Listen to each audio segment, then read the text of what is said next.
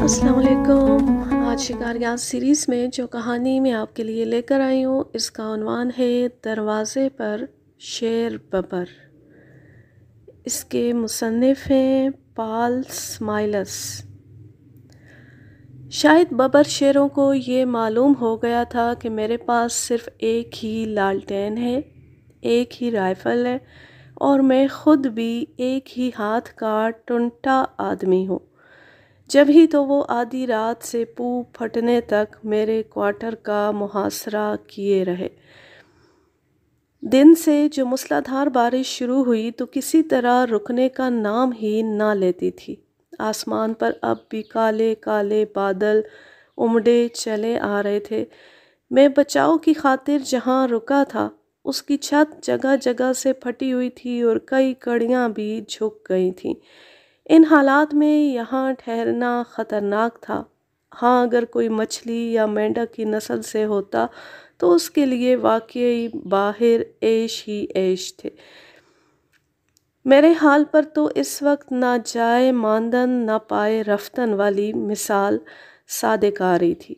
میں ہر شام ہی اس شکستہ کوٹھری کے دروازے پر آ بیٹھتا تھا اور جب تک خوب اندھیرا نہ ہو جائے وہیں بیٹھا سامنے پھیلے پانی کو تکتا رہتا۔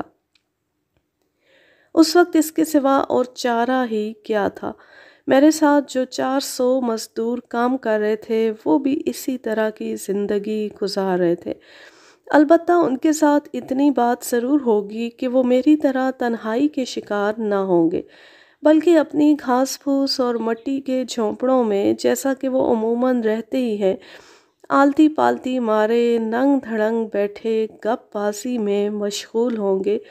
بلکہ بہت ممکن تھا کہ اس وقت میرے ہی بارے میں دون کی ہانکی جا رہی ہوں، یا گوشت حاصل کرنے کے منصوبے بنائے جا رہے ہوں، یا پھر پاس والے گاؤں کی کسی اہم واردات پر زوردار بحث ہو رہی ہو۔ جب اندھیرا خوب پھیل گیا تو مجھے قریب ہی کچھ ایسی صاف آوازیں سنائی دیں جیسے کوئی چیتا اپنے کسی شکار کا پیچھا کر رہا ہو۔ یہ آوازیں مجھے اپنی داہنی طرف بس چند ہی قدموں کے فاصلے پر پہاڑی کی سمت سے سنائی دی تھیں۔ چیتا چاہے بھیگے یا خشک رہے، اسے تو بہرصورت اپنے پیٹ کی آگ بجھانا ہی تھی۔ مجھے واقعی اس پر ترس آیا کہ کس طرح کیچڑ اور کانٹوں میں گیلی اور ٹپکتی ہوئی جھاڑیوں کے اندر چھپتا اور گھات لگاتا پھر رہا ہوگا۔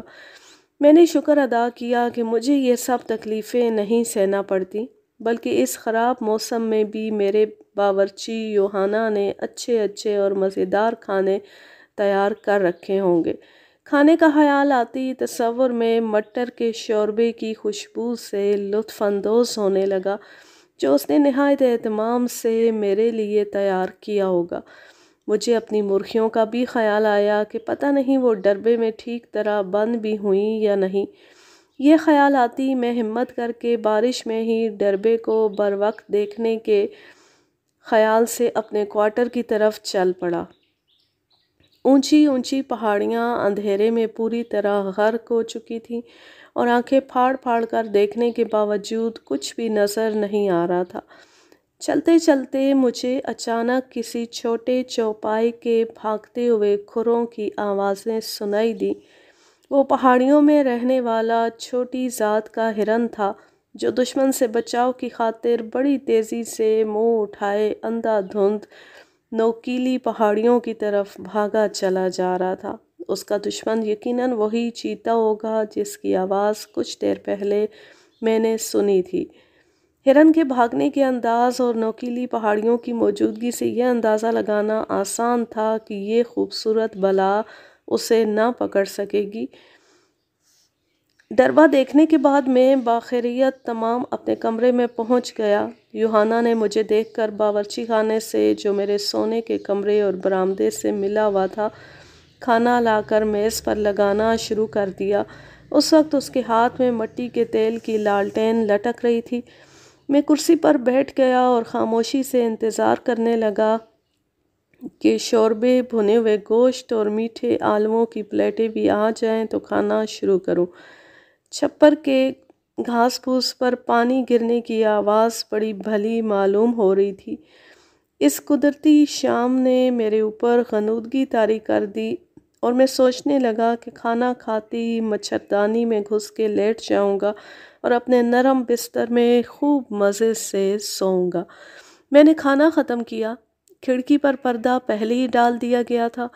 دن بھر کی ڈیوٹی پوری کرنے کے بعد یوہانا بھی چلا گیا تھا، اس لیے میں اٹھا اور آخری بار رات کی سیاہی اور بارش کو دیکھنے کے خیال سے لالٹین ہاتھ میں لیے برآمدے میں آ گیا۔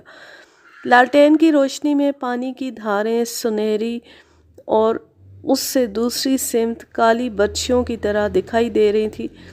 لالٹین گل کرنے کے بعد میں بستر پر لیٹ گیا اور اپنی سفید مچھردانی میں لیٹے لیٹے اس کھڑکی میں سے کافی دیر تک باہر جھانکتا رہا جو میرے پلنگ سے ملی ہوئی تھی اور اتنی بڑی بھی تھی جتنی اس چھپر کی کھڑکی جہاں میں نے کھانا کھایا تھا۔ پہاڑی کے نشیب میں جانوروں کے رکھوالوں کی چھپریا کے نیچے آگ جھلملا رہی تھی۔ کیمپ اور جانوروں کا باڑہ رات کی سیاہی میں بالکل دکھائی نہیں دے رہا تھا، لیکن یہ بات میں نے ضرور دیکھ لی تھی کہ بارش اب پہلے کے مقابلے میں ہلکی ہو چکی تھی۔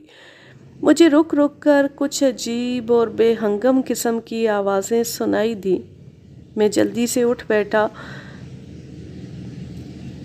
اور ان آوازوں کو سننے اور سمجھنے کی کوشش کرنے لگا۔ میں سمجھ گیا کہ وہ بہت سے پہاڑی نالے جو کل تک بالکل خشک تھے اب پوری طرح لبریز پانی کو تیزی سے ڈھلوان کی طرف بہائے لیے جا رہے ہیں اور یہ شور انہی کا ہے۔ یہ نالے کیپٹا ندی سے جو وہاں سے بمشکل آدھے میل کے فاصلے پر تھی جا کر مل گئے تھے۔ میں وہاں سے ہٹ گیا۔ مجھے اطمینان تھا کہ جانوروں کے باڑے بوما کی دیواریں کافی مضبوط ہیں اور ان کے بنانے میں افریقیوں نے لاپرواہی سے کام نہیں لیا تھا۔ بوما کے بنانے میں بڑے بڑے درختوں کے تنے کاٹ کر ستونوں کی جگہ استعمال کیے گئے تھے۔ یہ ستون زمین کے اندر گہرے گاڑ دیے گئے تھے اور پھر ٹہنیوں اور لمبی لمبی بیلوں اور رسیوں کی مدد سے انہیں باہم خوب اچھی طرح جکڑ دیا گیا تھا۔ میں سوچنے لگا کہ باڑے کے رکھوالے اس وقت نہایت اطمینان اور آرام سے اپنی گول جھونپڑی میں ہوں گے، بلکہ ان میں سے ایک تو جاگ کر پہرا دے رہا ہوگا اور دو لوگ آگ کے پاس پڑے بے فکر سو رہے ہوں گے اور ان کے جانور نیم خوابی کے عالم میں کھڑے اطمینان سے جگالی کر رہے ہوں گے، بالکل محفوظ اور بارش میں بھیگنے کے خیال سے بے نیاز۔ باڑے کی دیواریں اتنی اونچی تھیں کہ ببر شیر بھی ان کے اندر کود کر نہیں آ سکتا تھا اور اس کا بھی اندیشہ نہیں تھا کہ جانور خود ہی شیر کے ڈرانے اور خوفزدہ کرنے سے باڑے کی دیواریں توڑ سکیں۔ باڑے کے چوکیدار گرامونگ قبیلے کے بھالے بردار جوان تھے جو مضبوط جسم کے مالک اور حملہ کرنے میں نہایت ہوشیار اور ماہر تھے۔ میں اطمینان سے بستر پر دراز ہو گیا اور پھر جلد ہی مجھے نیند بھی آ گئی۔ وہ خوفناک آواز جس نے مجھے ہڑبڑا کر جگا دیا تھا اب بھی برابر سنائی دے رہی تھی۔ وہ آواز نہ صرف بہت ہی بھاری بھرکم قسم کی تھی بلکہ کافی حد تک دہشت ناک بھی تھی۔ پھیپھڑے سے نکلی ہوئی دھاڑ کانوں کے پردے پھاڑ رہی تھی۔ اس پر ترا یہ کہ اس دہشت کے علاوہ اس میں ریتی کی سی کاٹ بھی تھی جو دل کو چھیلے دیتی تھی۔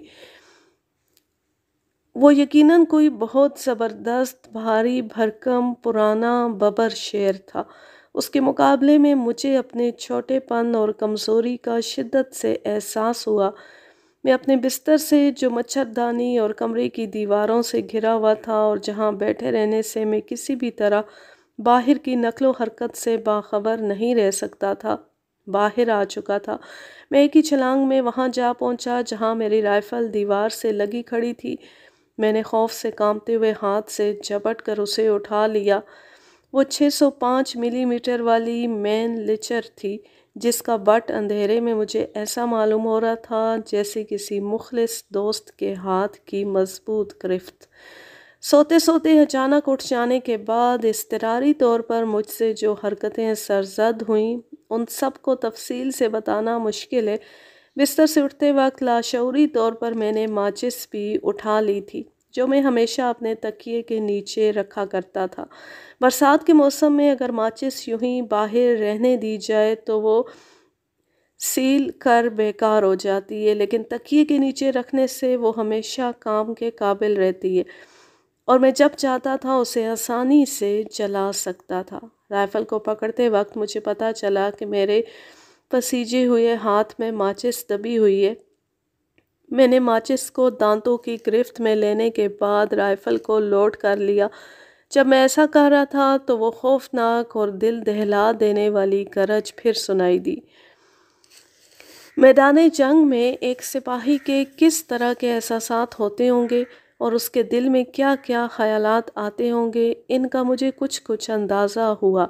उस वक्त मेरी भी यही कैफियत थी, बल्कि मैं तो उस जंग में इस तरह मुसल्लह किया गया था जिस तरह कभी कोई न हुआ होगा। धाड़ने की आवाज़ फिर सुनाई दी, पहले से ज़्यादा दहशतनाक अंदाज में। उसके फेफड़ों ने सांस वापस लिया, जैसे वो मुझे ही खौफज़दा करने के लिए ऐसा कर रहे हों। मुझे लालटेन की शिद्दत से ज़रूरत थी, लेकिन लालटेन तक जाने के लिए फौलाद का दिल चाहिए था। लालटेन हासिल करने के लिए मुझे उस खुले फर्श से गुज़रना पड़ता था जो बग़ैर कवाड़ों वाले दरवाज़े के करीब था और जहाँ से कोई भी बबर शेर बेबाकी और निडरपन का मुज़ाहरा करते हुए निहायत इत्मीनान से मुझे रास्ते ही में दबोच सकता था। मैं इस अंधेरे फंदे में अच्छी तरह फंस चुका था। फर्श से बचकर निकलने में मच्छरदानी का सफ़ेद भूत मेरी राह में हाइल हो रहा था। इसका हटाना बहुत ज़रूरी था, क्योंकि तभी मैं ये देखने के काबिल होता कि आया मैं राइफ़ल चला भी सकूँगा और ये कि इसका चलाना मुफीद भी होगा या नहीं। जैसे तैसे खुदा खुदा करके बिलाखिर मैंने उस सफ़ेद भूत से पीछा छुड़ा ही लिया। लालटेन चारपाई के आसपास ही कहीं रखी हुई थी, लेकिन मुझे सही याद ना था कि लेटने से पहले ठीक किस जगह मैंने उसे रखा था। मुझे डर हुआ कि अंधेरे में टामक टोइयाँ मारते हुए अगर मेरी ठोकर से वो लुढ़क गई तो मैं कहीं का ना रहूँगा। उस वक्त मुझे राइफ़ल से ज़्यादा लालटेन की ज़रूरत थी। मैंने उसे तलाश करने के लिए ज़्यादा एहतियात और अटकल से पैर चलाना शुरू कर दिए। वो तो कहिए कि किस्मत ने साथ दिया, जो जल्द ही एक जगह मेरे नंगे पैर ने लालटेन के पैंदे को महसूस कर लिया। ठीक उसी वक्त भारी भरकम पंजों की धमक मुझे खुले हुए दरवाजे के पास सुनाई दी। उस वक्त बबर शेर और मेरे दरमियान सिर्फ चंद फुट का फासला था। खुश्क हलक और खौफ की ठंडक के बावजूद मैं हिम्मत के साथ एक अच्छे मौके की उम्मीद में हर तरह के मुकाबले के लिए तैयार हो गया। अगर मैं हिम्मत से काम ना लेता तो ये खुदकुशी के मुतरादिफ होता। अपनी छोटी राइफ़ल को घुटनों में दबाते हुए मैंने पैरों से लालटेन के पैंदे को पकड़ा, उसकी चिमनी ऊपर उठाई और माचिस को दाहिनी बगल में दबाकर अपने इकलौते बाएं हाथ से तीली रगड़ कर जला दी। खूबसूरत पीली शुआ ने अंधेरे को दूर भगा दिया और जैसी एक बार फिर बबर शेर धाड़ के बाद अपना सांस वापस ले रहा था, मैंने जलती हुई तीली लालटेन की बत्ती से मिला दी। बत्ती के रोशन होती दूसरे लम्हे में लालटेन की चिमनी चढ़ा चुका था। मैं जल्दी से 2 कदम पीछे हट गया और लालटेन के ऊपर से निशाना लेते हुए भरी हुई राइफ़ल का रुख दरवाजे की तरफ कर दिया। जब मैं दरवाजे की तरफ देख रहा था तो एक लम्हे के लिए मेरी आंखों ने निगाहों को तीरा कर देने वाली चमक देखी और जैसे ही वो खौफनाक दरिंदा एक बार फिर धाड़ा तो मैं खुद ब खुद डर के मारे आहिस्ता आहिस्ता दीवार की तरफ खिसकने लगा। मेरा दिमाग चकरा गया जब मैंने महसूस किया कि ये एक नहीं बल्कि कई बबर शेरों की आवाज़ें। मैं सोचने लगा कि काश अगर मेरे बजाय एक हाथ के दोनों ही हाथ होते, या इस वक्त कोई साथी मेरे कंधे से कंधा मिलाकर खड़ा होता तो मैं इन सब को अच्छी तरह देख लेता। बबर शेर ने हवा में फिर इरताश पैदा कर दिया। दूसरे शेरों ने भी तायीद में उसके साथ आवाज़ें मिलाईं। میری رائفل بھی لالٹین کے اوپر سے، جو اس وقت میری بہترین رفیق تھی، فائر کرنے کے لیے بالکل تیار تھی۔ میں نے محسوس کیا کہ وہ دھاڑتے ہوئے دست انداز جو مجھے دکھائی نہیں دے رہے تھے دروازے سے کچھ دور ہٹ گئے۔ اپنی خوفناک دہشت کے باوجود بڑے ببر شیر کی آواز میں ایک طرح کی ساحرانہ کشش بھی تھی۔ اپنے بھاری جسموں کو دیوار سے رگڑتے ہوئے انہوں نے جھونپڑی کا چکر لگانا شروع کر دیا، اور اس طرح جلد ہی جب ٹھیک اس دیوار سے انہوں نے اپنا جسم رگڑا جس کے اندر کی طرف میں تقریباً ننگا سردی کے مارے کپکپاتا ہوا لگا کھڑا تھا، تو میں ڈر کے مارے فوراً ہی 2 قدم پیچھے ہٹ گیا۔ وہ ڈر کیوں اور کس بات کا تھا، اس کا الفاظ میں بیان کرنا مشکل ہے۔ شیروں کے دھاڑنے اور دیوار سے جسم رگڑنے کا یہ طریقہ بالکل ایسا ہی تھا جیسے وہ جانوروں کو خوفزدہ کرنے کے خیال سے ان کے باڑوں کے ساتھ کیا کرتے ہیں۔ سچ بات تو یہ ہے کہ ایک دفعہ تو میں بھی بوکھلا گیا اور یہ ارادہ کرنے لگا کہ جب وہ دروازے سے دوسری طرف ہو تو میں وہاں سے فرار ہو جاؤں، لیکن خدا کا شکر ہے میں نے جانوروں کی طرح اس پر عمل نہیں کیا اور اس خیال خام کو دل سے نکال پھینکا۔ اگر میں بھاگنے کی کوشش کرتا تو وہ 5-10 گز کے بعد ہی مجھے دبوچ لیتے۔ اس وقت لالٹین کی روشنی ہی میری محافظ بنی ہوئی تھی، لیکن اس کا اندیشہ تھا کہ رات کے گزرنے کے ساتھ ساتھ ممکن ہے روشنی سے ان کا فطری خوف جاتا رہے اور ان میں سے کوئی اسے نظر انداز کر کے اندر آ جائے۔ میں سوچنے لگا اگر کسی نے یہ حماقت کی تو پھر میں چشم زدن میں اس پر فائر جھونک دوں گا۔ میں سوچنے لگا میری چھوٹی سی رائفل میں بھلے ہی اتنی طاقت نہ ہو کہ وہ ببر شیر کی جست کو راستے ہی میں روک دے، لیکن ایسا بھی نہ تھا کہ اس کی گولی کھانے کے بعد وہ زندہ بچ جاتا۔ البتہ اگر یکے بعد دیگرے 2 شیر اندر آ جاتے تو پھر میرا اللہ ہی حافظ ہوتا، اور اگر اناڑی پن سے میرا نشانہ خطا ہو جاتا تو پھر بھی سونے پہ سہاگا تھا، کیونکہ اس وقت میں بری طرح خوفزدہ تھا اور اچھے نشانے کے لیے بہرحال اطمینان کی ضرورت تھی۔ میرا دل دھک سے رہ گیا اور میں بری طرح بدحواس ہو گیا جب میں نے دیکھا کہ وہ بجائے دور دور چکر لگانے کے اب میرے دروازے کے پاس سے ہی گزر رہے ہیں، اور لالٹین کی روشنی بھی اب انہیں روک نہیں پا رہی ہے۔ روشنی کی وجہ سے مجھے کمرے کے باہر کوئی چیز دکھائی نہیں دے رہی تھی۔ دراصل لالٹین کو تو کمرے کے اندر کے بجائے دروازے کے پاس ہونا چاہیے تھا، بالکل چوکھٹ کے بیچوں بیچ۔ میں نے تھوڑا انتظار کیا اور جب وہ اپنا خوفناک راہ گلابتے ہوئے دوسری سمت چلے گئے تو میں لپکا لالٹین اٹھائی اور تیزی سے اسے لے جا کر چوکھٹ کے درمیان رکھ دیا۔ لالٹین زور سے بھڑک اٹھی اور اس کے ساتھ ہی میرے دل کی دھڑکن بھی بس رکتے رکتے رہ گئی۔ مجھے اندازہ ہوا کہ اس میں تیل کم رہ گیا ہے اور وہ زیادہ دیر ساتھ نہیں دے سکتی۔ میں جھکا کہ اس کی بتی کچھ کم کر دوں کہ اتنے میں مجھے شیروں کے پیروں کی دھمک سنائی دی جو دیواروں کا گول چکر لگا کر واپس آ رہے تھے۔ میں اپنی رائفل کا رخ دروازے کی طرف کیے الٹے پاؤں وہاں سے ہٹ گیا۔ اس بار ببر شیر دروازے کے پاس سے نہیں گزرے بلکہ اتنی دور رہے کہ ان کے بھورے جسموں کی جھلک بھی دکھائی نہ دی۔ وہ سب ایک ساتھ مل کر زور زور سے دھاڑنے لگے جیسے وہ خلاف توقع اس نئی حکمت عملی پر غصہ کر رہے ہوں۔ جب وہ دوبارہ پھر کمرے کا چکر لگاتے ہوئے دوسری سمت چلے گئے تو میں پھر دوڑ کر لالٹین کے پاس جا پہنچا اور اس کی بتی کم کر دی۔ ساتھ ہی مجھے اب یہ بھی ڈر ہوا کہ کہیں وہ اسے اندر بلانے کی دعوت ہی نہ سمجھ بیٹھے۔ روشنی پہلے کے مقابلے میں بہت پھیکی پھیکی لگ رہی تھی، اس لیے میں سوچنے لگا کہ اگلے چکر پر میں اسے تھوڑا اور اوپر کر دوں گا۔ پتہ نہیں تیل صبح تک ساتھ دے سکے گا یا نہیں۔ اگر روشنی کم رہی تو کیا ہوگا، روشنی زیادہ کر دی تو پھر… اس طرح کے سینکڑوں خیالات میرے دماغ میں چکر لگا رہے تھے۔ میں نے یہی فیصلہ کیا کہ اب چاہے کچھ بھی ہو مجھے کسی بھی حالت میں دوبارہ لالٹین کے پاس نہیں جانا چاہیے۔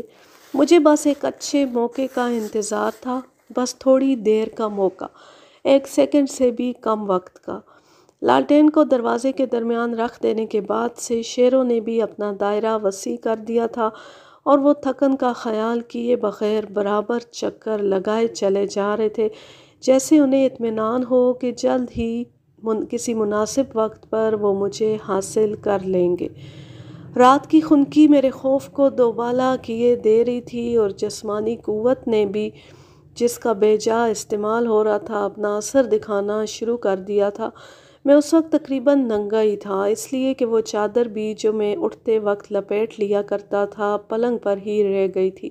سردی کے مارے مجھے کپکپی چھوٹنے لگی اور ننگے پن نے مجھے یہ غیرت دلانا شروع کر دی کہ بجائے اس کے کہ وہ میرا خاتمہ کر دیں، میں اس لڑائی میں برابر کا معاملہ رکھتے ہوئے کیوں نہ پہلے ان پر حملہ کر دوں۔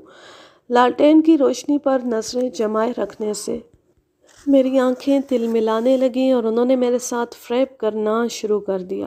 ببر شیر اب بے باک ہوتے جا رہے تھے اور ان کی آوازیں بری طرح خوفزدہ کیے دے رہی تھیں۔ انہیں بھوک بھی ستا رہی ہوگی اور اسے ٹھنڈا کرنے کے لیے انہیں کچھ نہ کچھ تو چاہیے ہی تھا۔ جلد ہی ان میں سے ایک نے دلیری کا مظاہرہ کیا اور روشنی کو نظر انداز کر کے شاید اندر کودنے کے ارادے سے کچھ ٹھٹکا تو وہ روشنی میں بری طرح نہا گیا۔ میں اس کی جھلک ہی دیکھ سکا اور میرے نشانہ لینے سے پہلے ہی وہ ایک دم غائب ہو گیا۔ حد سے زیادہ جسمانی محنت اور ذہنی الجھن مجھے بے حد پریشان کیے دے رہی تھی۔ میرے دل میں یہ خواہش ابھری کہ اب میں بھی انہیں تھوڑا مزہ چکھا دوں۔ ٹھیک اسی وقت شیروں نے بھی پہلی بار دھاڑنے کا سلسلہ بند کر دیا۔ اب دن نکلنے میں بھی بہت زیادہ دیر نہ تھی۔ اب جو کچھ میں سن سکتا تھا وہ صرف ان کے بے ترتیب پیروں کی آوازیں تھیں۔ میں بے جگری کے ساتھ دروازے کی طرف بڑھا اور لالٹین کی روشنی کے اوپر سے اندھیری رات میں دہکتی ہوئی چمک پر نشانہ جما لیا۔ وہاں سر سے دم تک غصے میں بھری ہوئی ایک شیرنی کھڑی تھی، جست لگانے کے لیے بالکل تیار۔ اب مجھ سے صبر نہ ہو سکا اور اسی غیظ و غضب کے انداز میں نے رائفل کا ٹریگر دبا دیا۔ ہری آنکھوں کی چمک بند ہو گئی اور درد سے بھری ہوئی غضبناک آواز میں چیخنے چنگاڑنے کا سلسلہ شروع ہو گیا۔ اس کے دوسرے ساتھی دیوانوں کی طرح تیزی سے بھاگ کر اندھیرے میں غائب ہو گئے۔ ایک گونج دار فائر کے بعد غضبناک ہرراہٹ، بار بار گھسٹنے اور بھت سے گرنے کی آوازوں کے علاوہ وہاں اب کچھ نہ تھا۔ میں نے محسوس کیا کہ میرے اعصاب کی بے چینی انتہائی عروج پر پہنچ چکی ہے۔